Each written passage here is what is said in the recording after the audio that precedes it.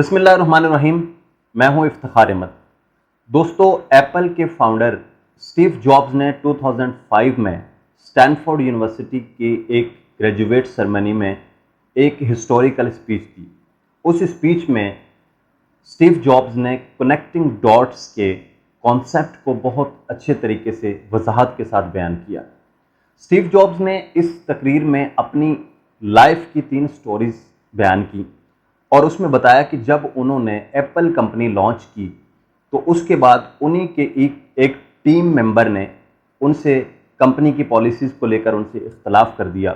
بعد ازاں بورڈ نے اسٹیو جابز کے خلاف فیصلہ دے دیا اور ان کو ایپل سے نکال دیا گیا. یعنی اسٹیو جابز جو ایپل کے فاؤنڈر ہیں ان کو اپنی ہی کمپنی سے نکال دیا گیا، فائر کر دیا گیا. اب اسٹیو جابز کے لیے یہ بڑا مشکل مرحلہ تھا.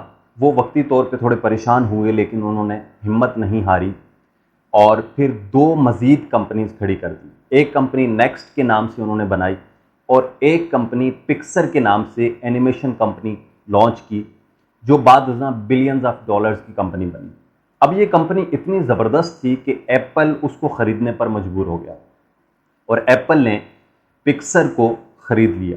ایپل نے جب پکسر کو خریدا تو اس وقت اسٹیو جابز ایک مرتبہ پھر ایپل کے CEO بنے اور اب ایپل نے بہت زیادہ ترقی کی. اور جابز یہ بتاتے ہیں کہ جب میں نے پیچھے مڑ کے دیکھا اور ڈاٹس کو کنیکٹ کیا تو مجھے پتا چلا کہ اگر مجھے ایپل سے نکالا نہ گیا ہوتا تو آج میں مزید 2 کمپنیز نہ بنا سکتا اور ایپل اتنی ترقی نہ کرتی اور ایپل خود اتنا گرو نہ کرتی. دوستو، جب بھی کسی انسان کی زندگی میں کوئی مشکل آتی ہے تو دراصل وہ مشکل اس لیے آتی ہے کہ قدرت اس سے کوئی بڑا کام لینا چاہ رہی ہوتی ہے.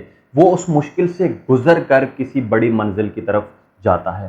ہسٹری میں ایسے کئی لوگوں کی مثال ہے کہ جو کسی جاب انٹرویو میں فیل کر دیے گئے یا کسی جاب سے فائر کر دیے گئے، بالآخر انہوں نے اپنا بزنس سٹارٹ کیا اور آج وہ ملینز آف ملینز کی کمپنیز کے مالک ہیں، بلکہ گروپ آف کمپنیز کے مالک ہیں. تو جب بھی کسی انسان کے اوپر مشکل آتی ہے تو دراصل وہ اس کو اس مشکل سے نمٹ کر آگے بڑھنے کے لیے آتی ہے، اور اگر وہ اس کے راستے میں یہ مشکل نہ آئے تو آگے اس کو اس سے بڑی مشکل مار دیتی ہے.